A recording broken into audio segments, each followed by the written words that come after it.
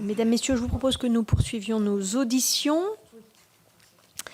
Alors, nous recevons à présent Madame Valérie Jubert, directrice commerciale des marchés alimentaires et concept santé-beauté du groupe d'achat Leclerc, donc Galec. Merci Madame de votre présence. Vous êtes accompagnée d'un collaborateur, donc on vous laissera peut-être nous présenter la personne qui vous accompagne. La règle des commissions d'enquête est de prêter serment avant d'être entendu. Donc je vous rappelle qu'un faux témoignage devant notre commission d'enquête est passible des peines prévues aux articles 434-13, 14 et 15 du Code pénal, et notamment de 5 années d'emprisonnement et 75 000 € d'amende. Donc je vous invite à prêter serment, de dire toute la vérité, rien que la vérité, en ouvrant votre micro, en levant la main droite et en disant « je le jure ». Je le jure. Très bien, merci. Est-ce que, monsieur, vous allez être amené à intervenir? Donc, je vous demandais la même chose. Mais... A priori, non, mais dans le doute, je le jure. Merci, monsieur. Par ailleurs, est-ce que vous avez d'éventuels liens d'intérêt avec d'autres acteurs ou des missions spécifiques qui vous sont confiées, qu'il serait bon de porter à la connaissance des membres de la commission d'enquête? Non, rien n'est déclaré de particulier. Et moi non plus. Très bien, merci beaucoup.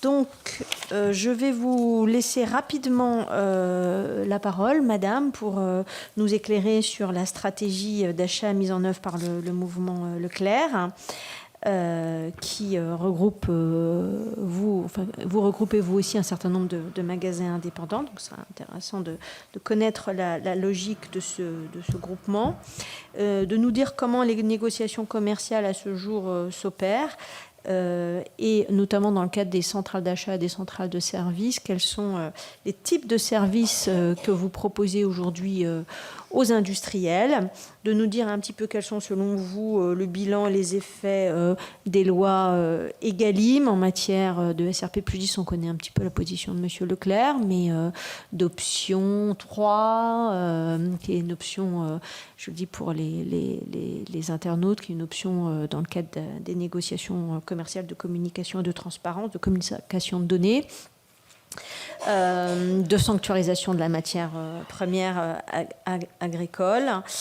Voilà, donc je vais vous laisser maximum 8 minutes, madame, si vous le voulez bien, peut-être pour nous dire les points qui vous semblent importants, et puis ensuite on rentrera dans des questions-réponses, voilà, pour notamment avec madame la rapporteure, et puis ensuite avec l'ensemble des membres de la commission. Donc je vous laisse la parole pour 8 minutes. Merci.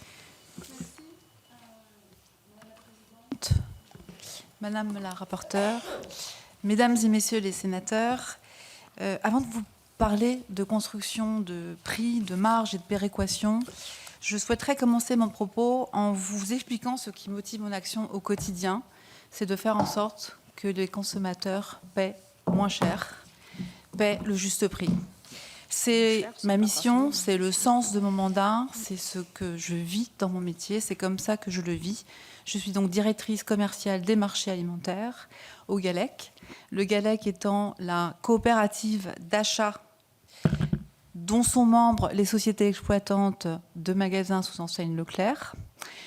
Le parc de magasins qui est unique et différenciant est composé de 751 magasins, hyper, super, mais également proxy, express, 904 drive, ainsi que près de 3000 grandes surfaces spécialisées dans le non-alimentaire, sur les marchés culturels, parapharmacie, brico-jardy, nos animaux, tous les marchés non-alimentaires que nous adressons. Ce secteur de la grande distribution, je le connais bien, puisque j'y travaille depuis 25 ans. J'y ai occupé plusieurs postes en non-alimentaire, en alimentaire, pour devenir directrice commerciale des marchés non alimentaires en 2018, puis alimentaire en 2022. Ce métier, je le fais avec passion, avec enthousiasme, parce qu'il porte des valeurs qui me sont chères. Je vais vous en partager quelques-unes. L'utilité sociale. Je pense que pendant les années Covid, nous avons montré à quel point la distribution, et pas seulement Leclerc, était essentielle. Le pragmatisme, la remontée terrain est pour moi quelque chose de très, très structurant. Mais également l'agilité du mouvement, puisqu'en fait, on est aux premières loges de tous les mouvements sociétaux. Et puis enfin, je terminerai par le lien humain. qui m'est cher, puisqu'on parle de clients, on parle de nourriture, on parle d'adhérents, puisque les adhérents sont aujourd'hui nos binômes, et ce sont des chefs d'entreprise, et donc je peux vous partager que c'est passionnant et surtout très structurant pour nous de pouvoir avoir cet apport de la part des adhérents. Alors, mon équipe, avec mon équipe et le rôle de mon équipe, c'est vraiment d'organiser la stratégie commerciale, hein, la politique commerciale surtout et nationale des adhérents Leclerc. Je vais vous donner un chiffre, 24,1% de part de marché. C'est donc notre poids aujourd'hui. C'est surtout une responsabilité, au-delà de ce chiffre, que de remplir le frigo d'un foyer sur 4 en France. Et on en est évidemment très très fiers. Pour la justesse des débats, je voudrais juste porter à votre connaissance, mais je pense que vous connaissez bien les chiffres, sachant que 30% des produits agricoles sont destinés à l'export. Aujourd'hui, nous, sur les 70% restants, et sachant que la moitié est consacrée à la restauration hors foyer et l'autre à la distribution alimentaire, le poids de Leclerc, en réalité, n'est pas de 24,1% sur le total, mais de 8% dans la consommation alimentaire en France. Je vais passer maintenant au point de la négociation, puisque c'est un sujet aussi que vous avez partagé dans vos questions, et comment s'effectue la construction du prix. Alors d'abord, je vais vous préciser, il y a plusieurs types de négociations chez Leclerc. Il y a la négociation internationale, la négociation nationale et la négociation régionale. Dans mon périmètre, je vais vous parler des 1500 accords nationaux qui sont signés chaque année en alimentaire. Chez Leclerc, c'est vrai, on a une vraie culture achat et négociation, et avec les adhérents, on a effectivement une connaissance et une expertise de leur part qui nous permet de travailler vraiment avec une remontée d'expertise qui font que nous faisons avant tout du commerce. Parce que négocier, c'est faire du commerce. Et à ce propos, ce commerce aujourd'hui, il s'exerce dans un cadre réglementaire d'une densité inouïe. Et c'est du coup un premier paradoxe que je souhaiterais soulever, puisque nous passons un temps considérable à sécuriser la conformité juridique, administrative de nos contrats au détriment, selon moi, de discussions sur le produit, sur leurs innovations, sur le plan d'affaires et sur le volume. En synthèse, le processus aujourd'hui est devenu une vraie ingénierie de la négociation. Ça peut faire sourire, mais mes équipes me disent souvent, aujourd'hui, il faut recruter des bacs plus 5, voire des bacs plus 10 pour bien comprendre la complexité normative avec laquelle nous devons travailler. Donc, je vous dirais que tout commence de manière assez simple, puisque dans notre négociation, nous partons des CGV, qui est le socle de la négociation. Et pour les accords EGalim, si je vous en parle, c'est parce que nos discussions sont très vite et très largement préemptées par le principe et les mécaniques de précision qui consistent à élaborer des clauses de révision de prix. On aura certainement l'occasion d'en parler. Je vous passe les explications techniques, sinon j'y reviendrai. Ces clauses, elles se déclencheront le cas échéant en fonction des fluctuations de marché. Alors évidemment, quand ça augmente, on applique les prix automatiquement. Quand ça baisse, on applique les prix automatiquement. Alors oui, parfois c'est un peu tendu avec les fournisseurs, parce qu'en fait, déjà, pour se comprendre avec cette telle complexité, les interprétations peuvent parfois un peu échauffer les esprits. C'est humain. D'ailleurs, on a déployé, nous, un plan de formation massif chez Leclerc pour nos équipes, pour qu'ils puissent bien comprendre et appréhender ces principes. Ça nous fait réfléchir, puisque aujourd'hui, on est des commerçants. Je vous l'ai dit, hein, les adhérents sont très présents et c'est eux qui mènent la négociation. Et comme on est des commerçants, on n'est pas des juristes. Et parfois, c'est effectivement une grande complexité pour nous. Et cette complexité normative, elle nous amène à un point crucial, c'est le discernement. C'est mon avant-dernier point dans mon propos, de vous parler du discernement entre les fournisseurs de type PME et les fournisseurs de type plus grande entreprise. Sur les 900 fournisseurs alimentaires, je vous ai dit 1500 accords, 900 fournisseurs, j'ai à peu près, un peu plus même de 350 PME. C'est pour elles une barrière redoutable, cette complexité normative, puisque imaginez quand on négocie avec un fournisseur d'une capacité plus importante, dans les rendez-vous, ils viennent avec leurs juristes, parfois les avocats, et ils sont dotés de systèmes informatiques qui leur permettent vraiment d'appréhender correctement et très facilement cette complexité Egalim.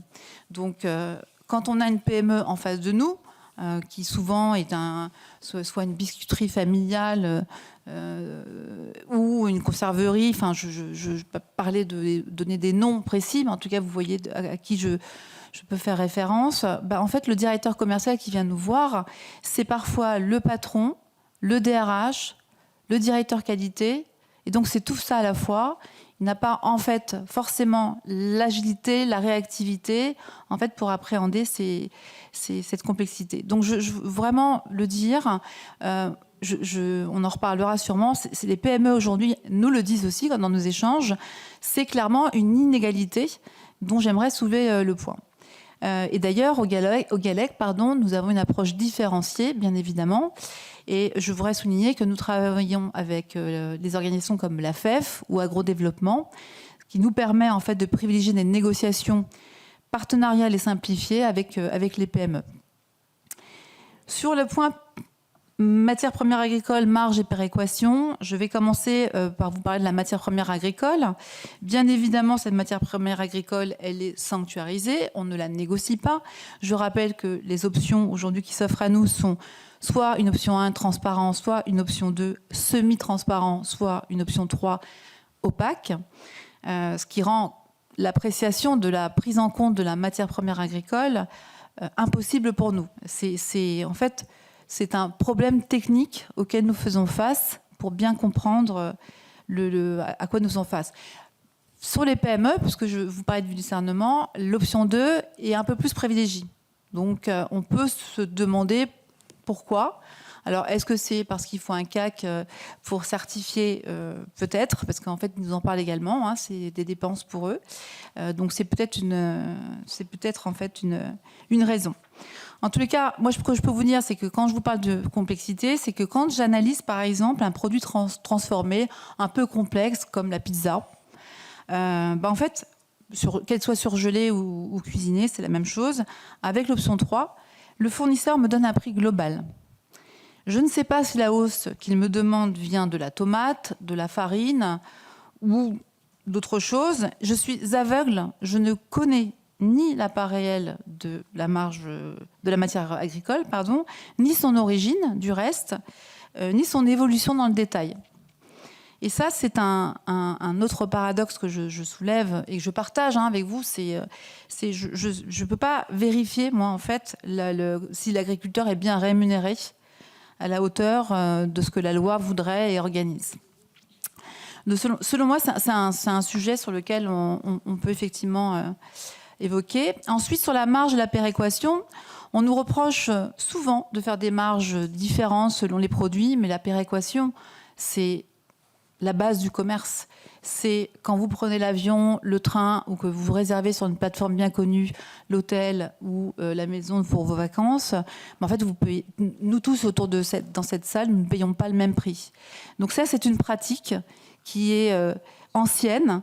Et d'un autre côté, de manière très transparente, oui, sur les produits marqueurs de l'inflation, et je vais citer le café, les couches pour bébé, les pâtes, qui sont des produits essentiels, eh bien oui, on accepte de réduire notre marge de manière importante, voire parfois à zéro, pour pouvoir en fait ne pas perdre le client, puisque c'est de ça dont il s'agit, et on récupérera la rentabilité sur d'autres rayons. Donc sans cette péréquation, les produits essentiels du quotidien seraient beaucoup plus chers. Je le dis avec plus de 20 ans d'expérience, puisque c'est une analyse que l'on fait toujours. Donc la marge n'est pas une résultante, elle n'est pas non plus un objectif. Je pense que on en reparlera juste après. C'est juste un équilibre qui permet l'accessibilité prix. Je ne pilote dans ma responsabilité, ni la marge, ni les prix de vente, sauf sur quelques produits dits essentiels, une liste courte en indiquant une recommandation de prix, qui est une recommandation de prix de marché acceptable pour le consommateur, qu'on communique effectivement aux adhérents pour leur donner une indication. Donc je rappelle que le commerce, c'est quand même une compétition, et donc grâce à ça, les adhérents peuvent se benchmarker par rapport au local et peuvent appliquer les prix qu'ils souhaitent. On est en quête de la préférence client en permanence. Hein. C'est en ce sens que je dis que c'est une compétition. Enfin, mon quotidien et ma conclusion. Après le stress des négociations et donc après le stress du 1er mars, on y reviendra, les équipes, elles se mobilisent évidemment pour répondre à notre promesse client, notre promesse commerciale, Leclerc, qui est de garantir le pouvoir d'achat. C'est le temps de la mise en œuvre de tout ce qu'on a négocié, que ce soit au niveau des contreparties, mais également les plans promo et donc toute l'animation commerciale. C'est le respect du positionnement prix par rapport à ce que je viens de vous expliquer, le prix de marché. C'est le moment de construire des assortiments basés sur le meilleur choix pour avoir effectivement, face à des clients différents, eh bien, en fait, nous avons des assortiments par région qui peuvent être différents, voire par magasin. Donc notre métier, c'est d'être ce lien solide entre le monde agricole, les distributeurs, les consommateurs. Et donc cette mission qui est essentielle pour moi, est parfois ingrate car elle est complexe et nous menons avec fierté en fait le pouvoir de servir le pouvoir d'achat des Français. Je me permets juste de finir mon propos en 30 secondes pour vous partager l'idée. Je vous l'ai dit, en voyant l'épuisement de mes équipes et de nos fournisseurs, chaque année, je me pose cette question. Est-ce qu'il est encore raisonnable que la négociation soit devenue une telle épreuve de force administrative et juridique? Et je terminerai en vous disant, est-ce qu'on n'aurait pas les moyens, ensemble, de simplifier ce processus pour remettre de la transparence et de l'oxygène dans nos échanges? Merci. Écoutez, merci beaucoup, madame. Je crois que vous avez donné plein de pistes de questions. Donc, on va laisser la parole à madame la rapporteure dans un premier temps. Oui. Alors, pour commenter quand même ce que vous dites sur la complexité, c'est que la complexité, et en particulier des lois Egalim, ont pour objectif de protéger les plus petits dans cette négociation. Donc, je comprends qu'elles puissent vous embêter, vous qui êtes leader sur le marché, mais elles permettent quand même cette protection. Mais on y reviendra dans le détail, puisque j'imagine que vous allez avoir des choses à nous dire. Alors, vous avez présenté brièvement l'organisation du GALEC. J'aimerais revenir sur sa gouvernance, ses relations avec les sociétés exploitant des magasins Leclerc. Toutes les sociétés exploitant ces magasins sont toutes adhérentes au GALEC, c'est ça ? Oui, tout à fait. D'accord. Est-ce qu'il existe une cotisation versée par les adhérents pour pouvoir bénéficier de vos prix ? Tout à fait. Ça. En tout cas, ils ont une cotisation pour pouvoir bénéficier de notre service. De vos services, d'accord. Et comment les relations entre le GALEC, les centrales d'achat régionales, les centrales d'achat européennes s'articulent-elles ? Alors, mon propos, simplement, est de vous confirmer que je suis la directrice commerciale des marques nationales, oui. Donc nationales. Donc, je ne pourrais pas vous répondre sur l'international. J'entends. Voilà. Sur les régions, en fait, on a un fonctionnement qui est de tout le service que l'on doit aux adhérents passe par les régions, que ce soit pour les recommandations d'assortiment, les dossiers de marché. On a vraiment une interaction avec les régions pour pouvoir vraiment développer de manière optimale l'ensemble des performances de nos catégories. Donc, si c'est ça votre question. Donc, vous discutez et négociez avec les centrales d'achat régionales, mais pas du tout avec les centrales d'achat internationales, c'est ça que vous dites? Alors, je discute avec les fournisseurs nationaux. D'accord. J'informe les régions du travail que l'on fait sur les assortiments, sur le référencement, etc. Et oui, je vous confirme que sur l'international, je n'ai aucune mission. Ce n'est pas du tout mon mandat. D'accord. Très bien. Alors, je voudrais revenir, puisque vous avez, dans votre propos introductif, à de nombreuses reprises, évoqué la question des prix bas, du pouvoir d'achat, etc. Et c'est vrai que c'est votre positionnement. Votre positionnement, c'est le prix le plus bas. Comment, dans le cadre de cette stratégie, peut-on assurer une juste rémunération des fournisseurs, des producteurs et notamment agricoles ? C'est ça ma question, puisque depuis que nous travaillons sur cette commission d'enquête, vous êtes souvent cité comme étant effectivement un distributeur très agressif en termes de négociation sur les prix. Alors expliquez-nous comment vous assurez un juste prix tout en exigeant le prix le plus bas. Alors, je ne sais pas si on exige le prix le plus bas, ce n'est pas mon propos en tous les cas. Nous observons le marché. Je vous l'ai dit, la compétition, c'est d'avoir le client en termes de trafic. Donc aujourd'hui, en fait, quand on construit un prix pour arriver donc à un prix pour que le consommateur paye moins cher. En fait, on parle du prix. Donc, je ne sais pas si vous avez besoin que je vous redescende en fait aujourd'hui toute la descente de tarifs. Je pense que dans le propos d'avant, j'ai un petit peu écouté. Vous avez eu déjà une explication. Donc, en fait, on part d'un coût d'achat. On analyse le marché par rapport à la demande consommateur.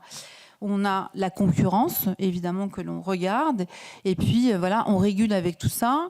Et le plus important, de toute façon, pour le fournisseur, pour la marque nationale, c'est qu'en plus, le prix soit acceptable d'un point de vue client. Parce que prix plus volume égale un revenu. S'il n'y a pas de volume, il n'y a pas de revenu. Donc, de toute façon, la discussion avec les marques se situe vraiment là-dessus.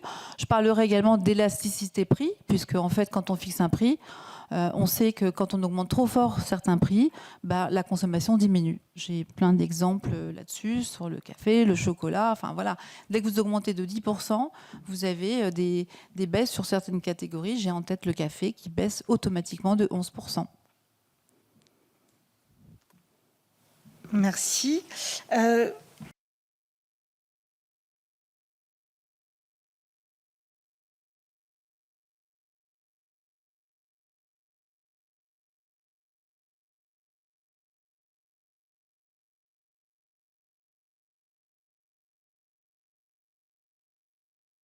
De l'adhérent. D'accord. Très bien. Et donc, ça veut dire que vous, dans votre travail, c'est de négocier au moins cher pour qu'ils puissent eux-mêmes, après une application de marge, vendre moins cher. En fait, je ne négocie pas au plus cher, non. Je négocie au moins cher, dans le sens où c'est une discussion avec le fournisseur, et encore une fois, en fonction d'abord de notre historique, de ce qu'on observe, parce que nos fournisseurs et nous, on se connaît depuis pas mal d'années. On n'a pas un portefeuille de fournisseurs nouveaux de manière très importante. Donc, en fait, on connaît le niveau d'acceptabilité. Merci. de nos consommateurs. Donc, du coup, effectivement, cette discussion nous amène à négocier de manière, je dirais, que ce soit, encore une fois, gagnant-gagnant dans le sens où le fournisseur, ce qu'il cherche, c'est avoir un revenu. Donc, s'il y a un volume, il va avoir un revenu. Si, dans mon cas d'élasticité prix, le volume baisse, forcément, ça va être plus problématique. Pour lui comme pour nous. Très bien. S'agissant de la sanctuarisation de la matière première agricole, la hausse telle que déclarée par les fournisseurs est-elle toujours entièrement couverte par le tarif d'achat du GALEC ? En fait, on a 76% de nos achats qui sont en option 3. Donc, j'aurais envie de dire oui, mais je vous le dis avec je dirais la cécité qu'on peut avoir sur l'option 3. Est-ce que vous pensez que la sanctuarisation de la MPA a déplacé la pression économique vers d'autres postes ? Les services, la promotion, la logistique. Je ne sais pas, en fait, vous répondre de manière... Est-ce que vous pouvez me préciser le sens de votre propos ? Parce que déplacer, ça veut dire... C'est-à-dire que puisque maintenant, vous ne pouvez pas faire pression sur la matière première agricole, eh bien, c'est forcément sur les autres postes que vous allez faire pression, donc c'est-à-dire sur la logistique, en ayant peut-être des exigences supplémentaires, sur les promotions, avec une prise en charge des promotions plus importante de la part des fournisseurs, ou encore sur les services dont on va parler juste après. Alors, déjà sur la promotion, on a un cadre aujourd'hui Egalim, donc ça ne nous déplace pas sur la promotion, puisque aujourd'hui on est limité et en poids, enfin en volume et en mécanique, donc je pense répondre que non. Sur les services, en tout cas si on parle de contrepartie, On a toujours aujourd'hui une animation commerciale importante pour que les opérations en magasin puissent être efficaces. Et donc, on propose aux fournisseurs de participer. Il choisit de participer ou pas en fonction de ses capacités et parfois simplement de ses catégories et de ce qu'il souhaite pousser. Parce que on parle de construction du prix, mais le fournisseur, de toute façon, il construit son prix de son côté, de sorte à effectivement pouvoir déclencher des volumes en termes d'achat. Et donc, il est parfois très appétent, parfois moins, à promotionner ses produits. Bien, puisque vous parlez de promotion, est-ce que vous pouvez nous dire quels sont les types de services que vous proposez et que vous facturez aux fournisseurs ? On a aujourd'hui en animation commerciale, chaque semaine, on a des opérations. Donc, on a un plan que l'on propose à tous nos fournisseurs. Donc, ce sont des opérations soit thématiques qui sont liées donc, à des saisons ou à des prises de parole de l'enseigne que nous avons, comme, je sais pas, le blanc, la beauté, enfin voilà, des opérations très concrètes. On a également des jeux qu'on organise. Par exemple, je vais vous parler du Tour de France. Le Tour de France, ça fait l'objet d'opérations sur lesquelles les marques sont très appétentes, puisque bon, c'est comment dirais-je, un sport tellement populaire qu'aujourd'hui il est avec une audience importante. Et puis, en fait, c'est pas par hasard, ça nous correspond bien. Donc, beaucoup de marques sont appétentes à ce type d'opération, mais on en a beaucoup. Si vous souhaitez avoir la liste, on pourra en tout cas vous fournir les éléments, bien évidemment. Est-ce que ces services font l'objet d'une négociation ? Ils font l'objet, en tous les cas, d'une négociation, oui, parce que c'est à partir du moment où c'est un échange, on propose, on discute, et puis après, en fait, on trouve, je dirais, un deal, comme on dit, en négociation. Après, cette proposition, elle est faite à l'ensemble de nos fournisseurs de manière équivalente. On a ce qu'on appelle des briefs par rapport à notre animation commerciale qu'on souhaite mettre en place pour donner le choix et que tout le monde puisse avoir accès aux mêmes opérations. Tout type de fournisseurs. Pardon, si un fournisseur refuse les services ? Si le fournisseur refuse des services, en fait, il n'apparaît pas dans un prospectus qu'on lui aurait proposé sur lequel il ne souhaite pas aller. Ça arrive tout le temps. Hein. D'accord, ça ne change pas votre décision d'acheteur ? Ah non, on ne va pas en fait sur un fournisseur parce qu'il ne souhaite pas être en promotion, ne pas avoir sa gamme en magasin. Enfin, l'assortiment fond de rayon et l'assortiment promotionnel, je ne vais pas donner des chiffres là parce que c'est le secret des affaires, mais enfin, le poids promo, c'est une partie de notre assortiment. Voilà. Du coup, juste une petite question complémentaire. Est-ce que vous pourrez nous donner en aparté, à ce moment-là, la liste de vos fournisseurs avec lesquels vous avez un contrat en centrale d'achat, mais avec lesquels vous n'avez pas de contrat en centrale de service ? Puisque ce n'est pas une obligation. J'imagine qu'il y en a qui ne demandent pas forcément de service. Oui, écoutez, bien sûr d'abord, et puis je dirais qu'il ne doit pas y en avoir beaucoup avec lesquels on n'a pas de contrat de service, parce qu'en fait, ils sont très appétents. Systématiquement un service. Ils veulent participer à l'animation commerciale. Enfin, vendre un produit et profiter de l'attractivité, de la promotion ou de l'animation commerciale, parce qu'il n'y a pas que du catalogue. En fait, c'est normal. Il est très. Vous nous confirmez qu'en fait, il n'y a pas de fournisseurs avec lesquels vous convenez d'un contrat d'achat qui n'ont pas par ailleurs aussi un contrat. C'est parce que j'ai dit qu'il ne doit pas y en avoir. Il ne doit pas y en avoir beaucoup en termes de poids. En tous les cas, en fait, c'est tellement pas un sujet. Vous donnerez ces éléments. Oui, mais je vous précise, c'est tellement pas un sujet que je ne l'ai jamais mesuré. Très bien. Pour nous, ça en est un, donc on souhaiterait avoir l'information. Merci bien beaucoup. Sûr. Existe-t-il un lien entre le niveau de service facturé et l'équilibre économique de la centrale ? En fait, on n'est pas une centrale d'achat. On est une coopérative. Et en fait, ce sont les centrales régionales qui achètent. Et donc, les adhérents qui passent commande à la centrale régionale. Donc, non, alors, j'ai pour pas les de services, lien. ça se passe comment, par exemple ? Là, c'est de la même manière. Vous négociez le service qui, en fait, est payé à la centrale régionale ? En fait, c'est reversé aux adhérents. Donc, oui, enfin, c'est capturé au national pour être reversé aux régions et ensuite aux magasins. Vous pouvez nous dire quel volume ça représente en France ?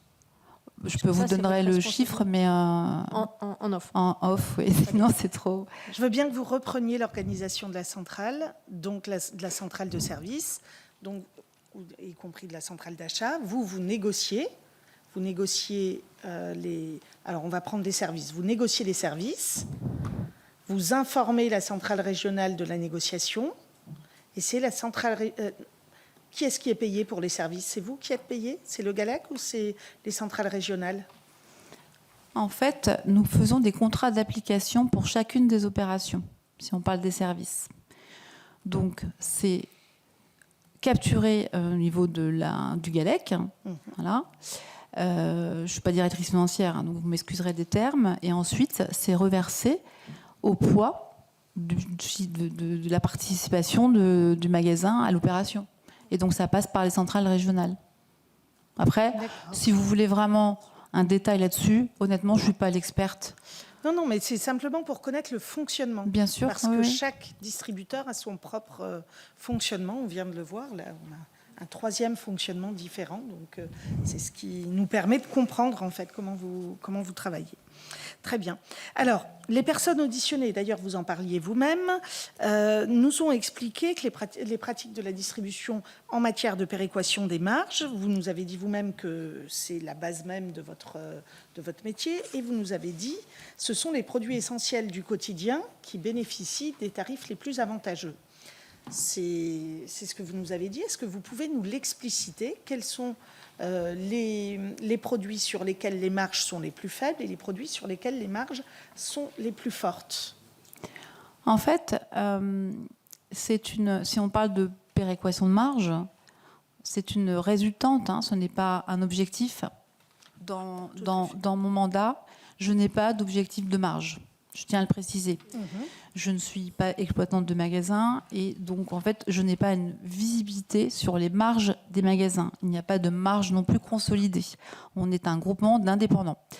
Donc, du coup, en fait, aujourd'hui, si je regarde produit par produit, sur les produits essentiels, en fait, c'est souvent les produits phares, c'est les produits les plus plébiscités par les consommateurs, sur lesquels il y a le plus de compétition entre marques nationales, entre enseignes, pour une même marque nationale.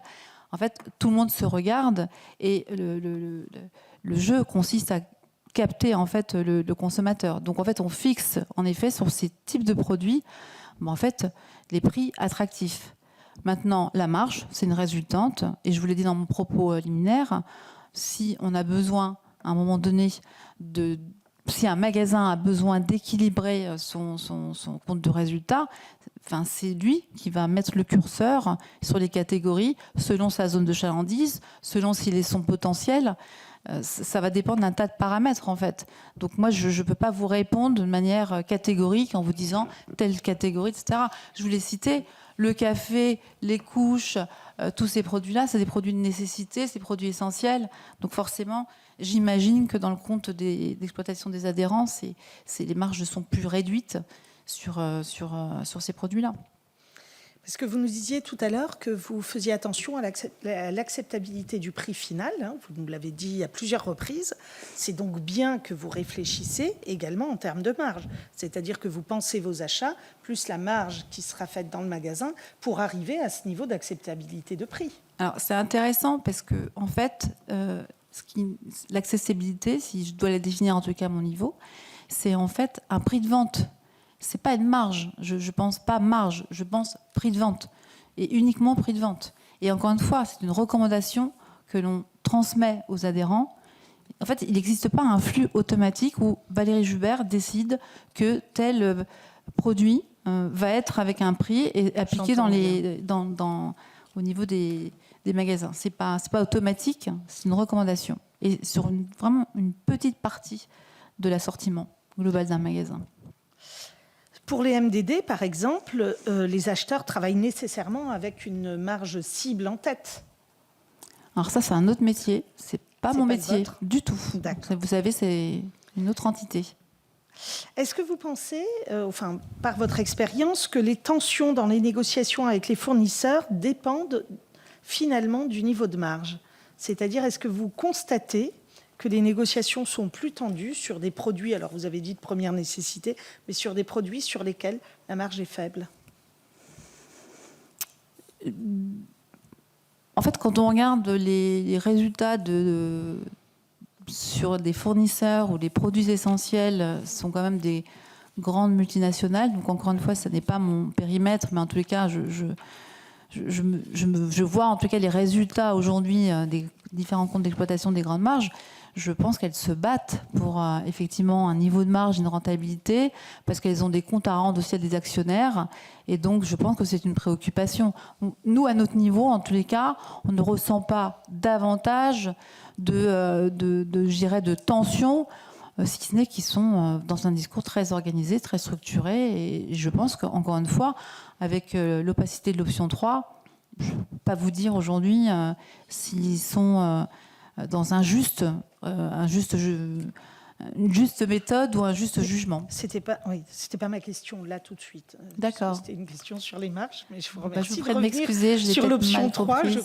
Je crois qu'on a compris votre point de vue sur ce sujet. Est-ce qu'il existe des spécificités en matière de négociation avec les fournisseurs s'agissant des produits bio ? Alors sur les produits bio, en fait, Leclerc, vous savez, a essayé de travailler avec les fournisseurs bio. On n'a pas été servi à notre juste part, puisque en fait, c'est les fournisseurs de bio qui ne souhaitent pas venir dans l'enseigne. On a aujourd'hui une part assez, je dirais, pas assez forte en bio. Mais surtout parce qu'en fait, les fournisseurs préfèrent servir des grandes surfaces spécialisées bio plutôt que de servir Leclerc. Donc, ce sont les marques de type plutôt conventionnel qui font du bio aussi, qui aujourd'hui nous servent, mais on manque en tous les cas de fournisseurs et dans notre portefeuille. Est-ce en lien avec le prix d'achat ? Je crois pas. Parce que vous achetez moins cher ? Je crois pas. Je pense que c'est un peu une question simplement d'être plus sélectif.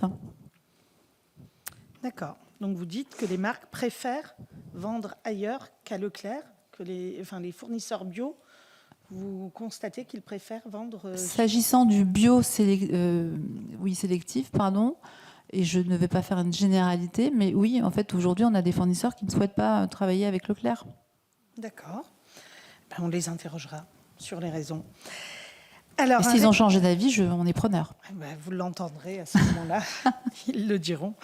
Alors, il y a un récent rapport du Sénat, co-dirigé par notre présidente Anne-Catherine Loisier et par Daniel Grémillet, qui est ici présent, dans le cadre du groupe de suivi des lois Egalim, qui pointait le décrochage des marques nationales de la ferme France, constaté dans les rayons de la grande distribution. Est-ce que vous partagez ce constat ?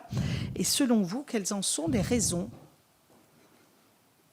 Vous pouvez me préciser le décrochage, c'est-à-dire, j'ai pas forcément... Eh bien que nous avons une baisse des marques nationales de la ferme France, soit au profit de marques, de produits internationaux ou d'importation. Voilà. En fait, aujourd'hui, sur l'origine France, c'est...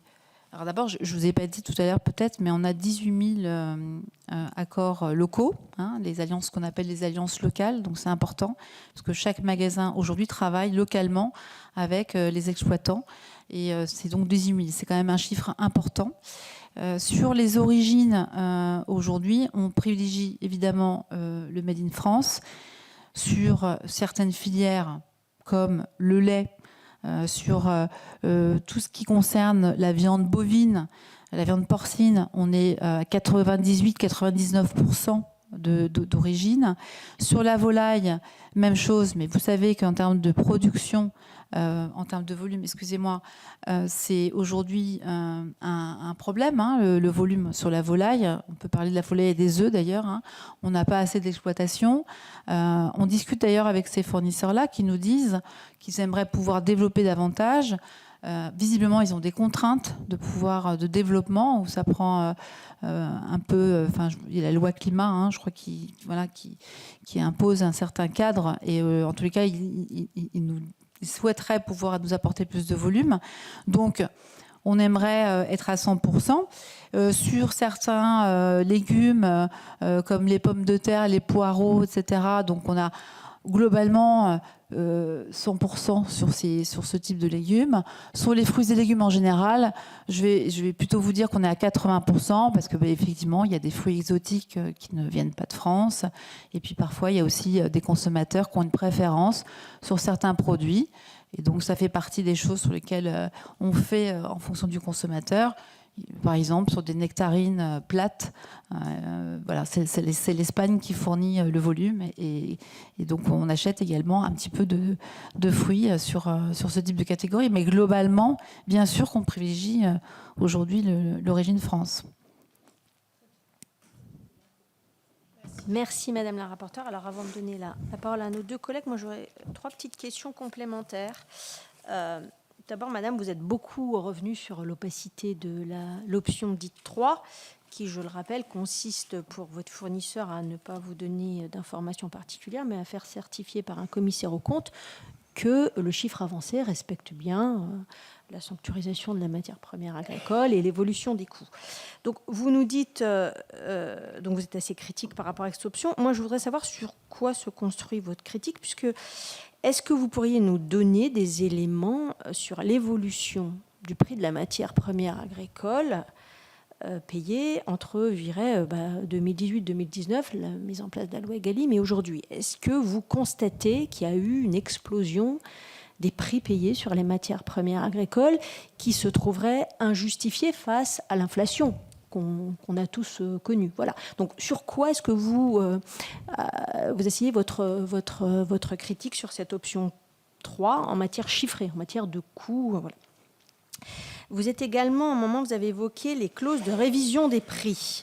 Nous, les infos qu'on peut avoir, c'est que finalement, elles sont très rarement déclenchées. Ces clauses de révision des prix, elles sont très rarement déclenchées parce qu'en fait, les critères de déclenchement sont souvent inatteignables. C'est-à-dire que c'est soit des évolutions très importantes du prix. Voilà. Donc, qu'est-ce que vous pouvez nous dire de cela? Et de la même manière, peut-être pas tout de suite, mais par la suite, est-ce que vous pouvez nous donner des éléments chiffrés sur, dans le cadre des contrats que vous avez à gérer, les cas de déclenchement de révision des prix, que ce soit à la hausse ou à la baisse, qu'on appréhende un petit peu mieux ce que ça représente concrètement, dans quel cas, le nombre de cas où vous déclenchez ces révisions des prix.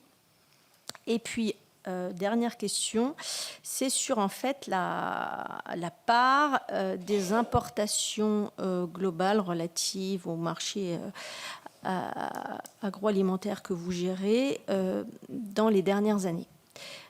Puisque effectivement, on constate d'un point de vue global qu'il y a une évolution importante des importations. Donc, est-ce que vous, ça se traduit dans les contrats d'achat, dans les négociations d'achat que vous avez à faire sur le marché français? J'entends bien que vous vous occupez du marché français, mais est-ce que vous constatez qu'il y a finalement un recours grandissant à des produits importés ces dernières années? Alors, c'est peut-être des choses que vous ne pouvez pas nous dire tout de suite, hein, donc on comprendrait que vous nous les transmettiez par la suite. Merci, Madame la Présidente, pour ces questions, parce qu'effectivement, ça me donne l'occasion de vous exprimer mon propos, qui n'est pas une critique. Hein. Je vous l'ai dit, c'est un problème technique. Moi, j'ai pas d'avis politique, stratégique là-dessus. Je le subis avec mes équipes qui souffrent de cette complexité.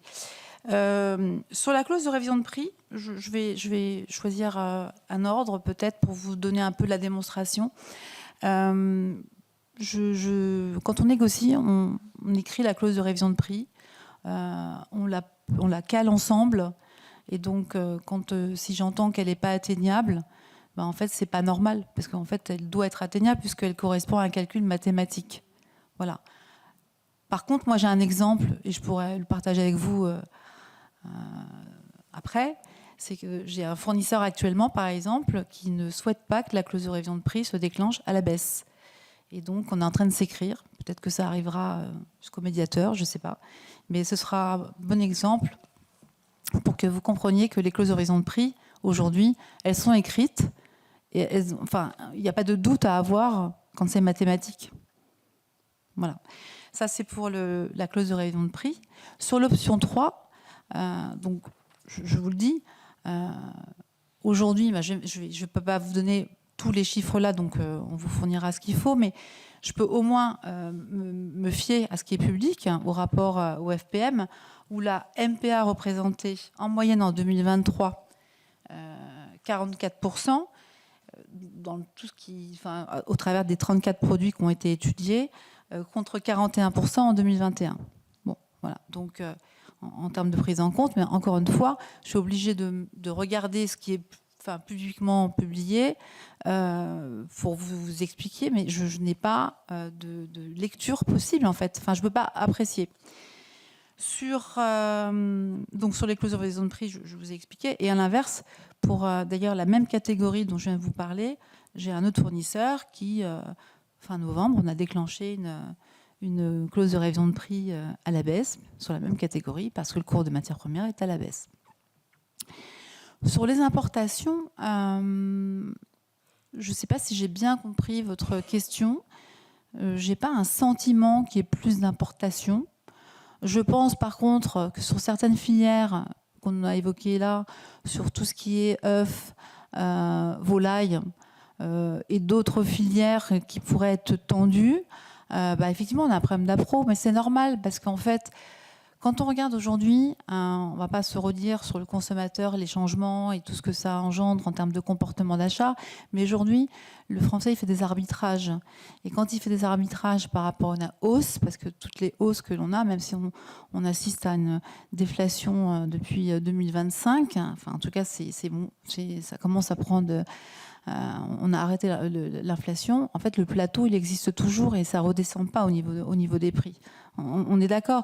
Donc, sur le pouvoir d'achat, aujourd'hui, les consommateurs, ils vont chercher des choses pas chères. Et les choses pas chères, c'est les œufs. Enfin, dans tous les médias, on a parlé de l'œuf qui est de la protéine excellente. Alors, on est tous en capacité maintenant de donner un cours d'ailleurs sur cette protéine, moi qui ai fait du cholestérol toute ma vie, n'en ai jamais mangé, mais maintenant j'apprends que c'est vraiment une très bonne protéine. Donc voilà, et surtout ça correspond à tout le monde est capable de manger. Donc ce que je veux dire par là, c'est que oui, on va être certainement assisté à plus d'importations sur ces filières parce qu'il n'y a pas assez de volume. Merci beaucoup, madame. Je vais laisser la parole à mes collègues. Donc il y avait madame Bélim-Audrey. Merci Madame la Présidente, Madame la rapporteure, chère Madame. Donc, je suis sénatrice de La Réunion et il est vrai que Leclerc est très présent sur mon territoire. Je voulais savoir tout d'abord si vous aviez un certain nombre de données concernant le groupement d'indépendants Leclerc dans nos territoires ultramarins. Si oui, est-ce que vous pouvez répondre à certaines questions précises telles que avez-vous une analyse concernant finalement dans la construction du prix la part qui est finalement dédiée au choix commercial, à la liberté de l'indépendant dans la construction du prix pour ces territoires ultramarins? Est-ce que les marges arrières négociées avec les industriels sont identiques pour les magasins ultramarins? Et enfin, quelle part des produits alimentaires vendus par Leclerc dans nos territoires ultramarins, finalement, provient de filières locales? Et notamment, est-ce que cela se traduit en prix pour le consommateur? Je vous remercie. Alors, on va prendre aussi, si vous le voulez bien, les questions de mon collègue. Comme ça, vous pourrez répondre en 10 minutes. Ma question, elle va être très précise et rapide. Claude Tissot, excusez-moi. Oui, pardon, merci. Vos premiers propos, c'était ma mission première, je vous cite, c'est un meilleur prix pour les consommateurs. Donc, j'ai bien compris, enfin, on a bien compris avec vos explications. Donc, vous regardez le prix, l'acceptabilité du prix, j'ai bien compris. Mais après, comment vous faites avec la loi Egalim? Vous vous retournez vers le producteur agricole, entre autres, en lui disant, voilà, c'est le prix que je vais vendre, donc je ne peux pas vous acheter plus cher que ça. Jamais, enfin, ou alors peut-être, vous allez me démentir, mais ne vous vient à l'idée que le prix que vous allez lui acheter, le met dans la panade et ne va pas pouvoir, lui, dégager une marge à son tour. Donc, c'était ma première question. Et puis, une deuxième question très, très claire, très, très précise. Vous nous allez dire que vous acceptez de faire zéro de marge, ou presque zéro, sur des produits de première nécessité, couches, café, etc. Et moi, je voudrais savoir sur quels produits, véritablement, vous vous rattrapez. Alors, réponse. Alors, je vais commencer. Je veux commencer juste par répondre aux deux dernières questions, si vous me permettez. Je vous ai parlé effectivement de ma mission et de ce qui me tient à cœur. Encore une fois, c'est ce combat-là, pour moi, il est juste. Et je vous ai parlé de prix juste. Donc, je vais parler de payer moins cher et surtout au prix juste. Donc, en fait, on ne décide pas vis-à-vis d'un fournisseur je dirais, de contraintes de la part de la matière première, puisque de toute façon, elle n'est pas négociable. Donc on la prend. Oui.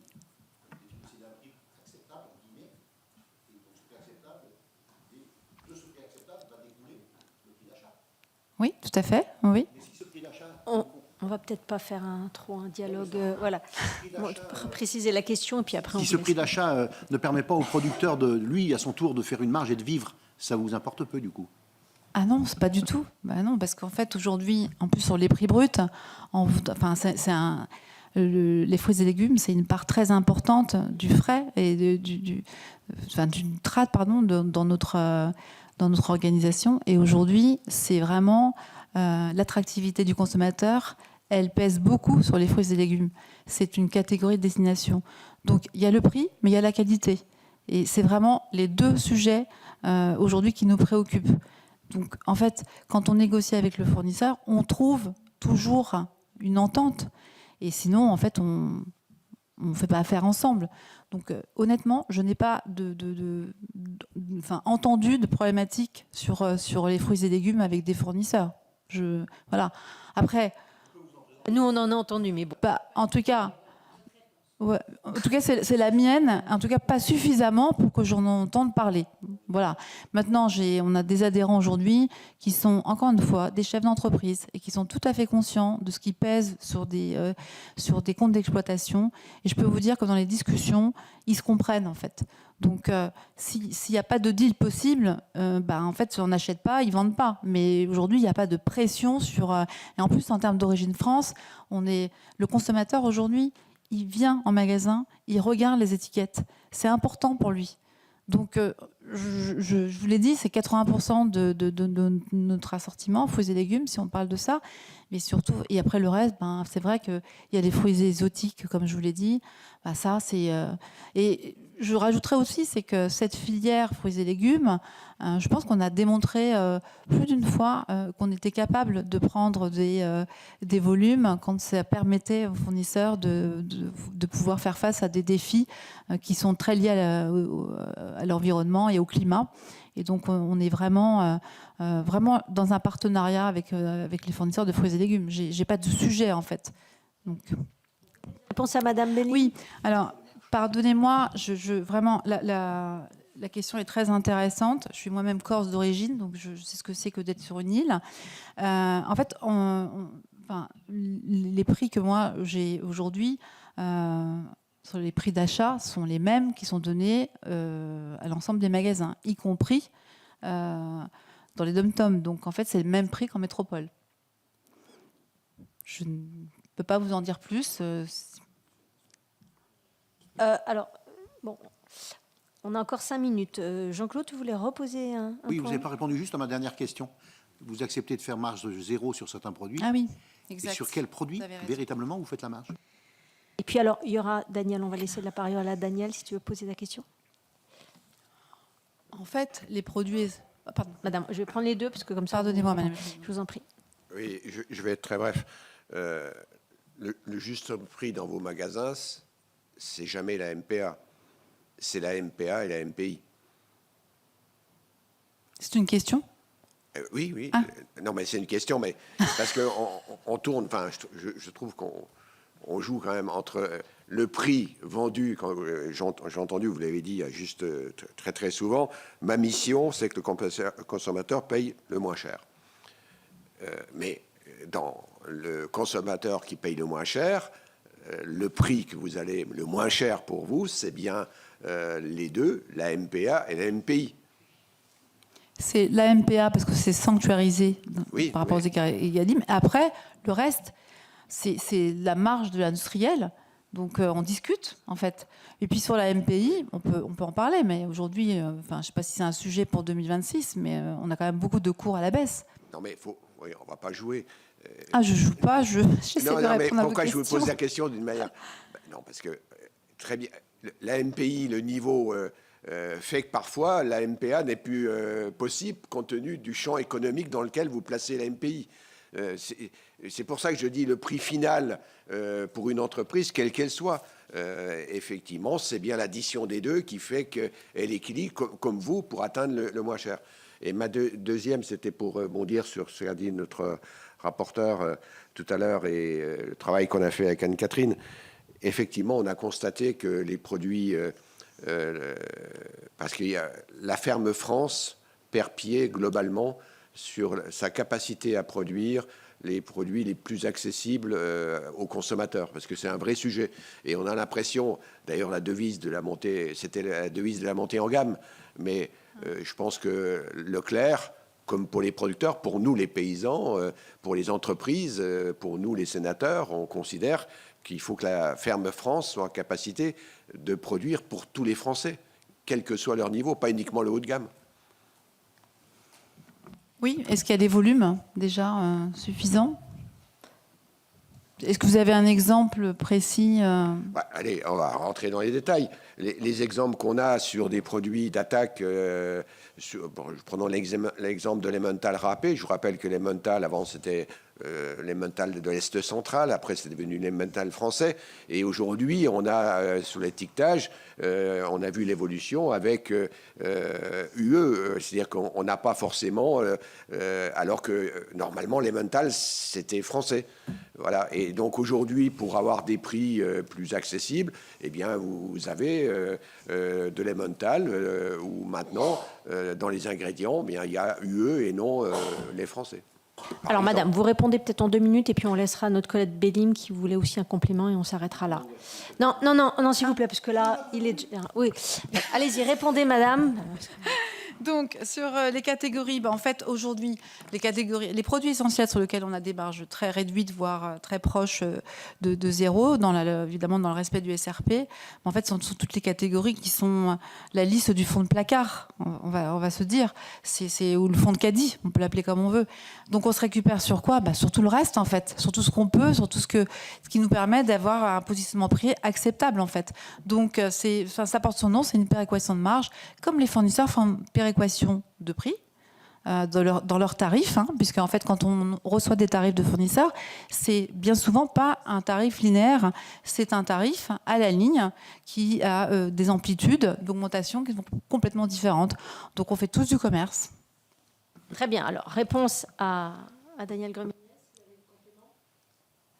En fait, aujourd'hui, c'est toujours pareil. Je croyais avoir évoqué un peu le sujet, c'est que dès lors qu'on a des volumes suffisants, en fait, on privilégie le France, bien évidemment. Après, sur des questions spécifiques sur chacune des catégories, si vous parlez, j'ai entendu la MDD, moi, je ne gère pas la MDD encore une fois. Donc, d'accord, parce que j'ai compris ça. Donc, c'est quelque chose aujourd'hui qui est central dans notre préoccupation. Pourquoi? Parce que je reviens toujours au consommateur, c'est lui qui choisit, et de toute façon, il est sensible aux origines. Je vais quand même vous dire une chose, c'est que je parle beaucoup d'opacité pour l'option 3, je vais vous parler également de transparence, c'est que plus on sera transparent avec le consommateur, plus on sera heureux chez Leclerc. On va parler du Nutri-Score, on va parler d'origine info. On est quand même très moteur dans ces questions-là. Et aujourd'hui, je reviens sur, parce que c'est quelque chose qui apparemment dans mon discours, dans mon propos est important.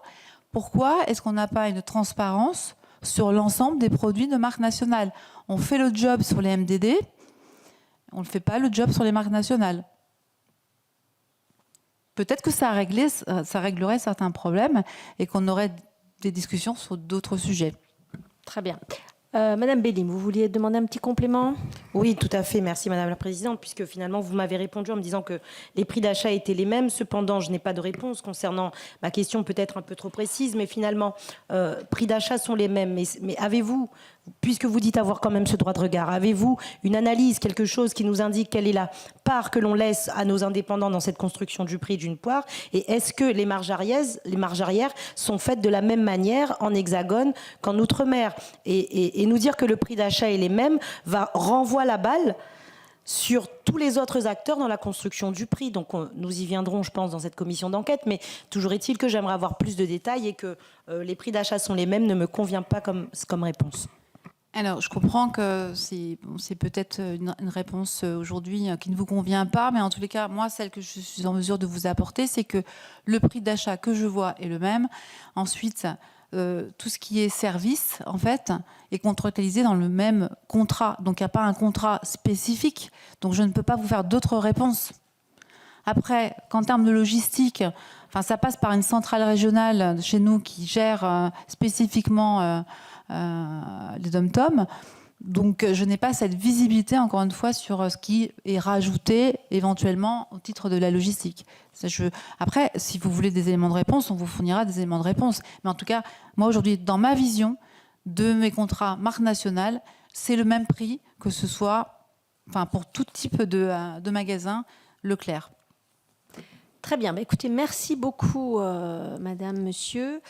Je dirais juste que je pense que dans les derniers échanges, la confusion vient peut-être du fait que, dès le départ, vous avez présenté la recherche du juste prix comme étant le prix le moins cher. Et je pense que nous, ici, on n'a pas tout à fait la même définition de ce qu'est le juste prix. Que pour nous, le juste prix, c'est certainement le moins cher, mais aussi celui qui permet à chaque maillon de la chaîne de production d'être rémunéré. Voilà. Et la référence avec les MPI de mon collègue, enfin de tous les coûts annexes de la production qui ont évolué ces dernières années et de la manière dont ils sont pris en compte dans la négociation, puisqu'en fait, on a uniquement une sanctuarisation de la matière première agricole. Voilà.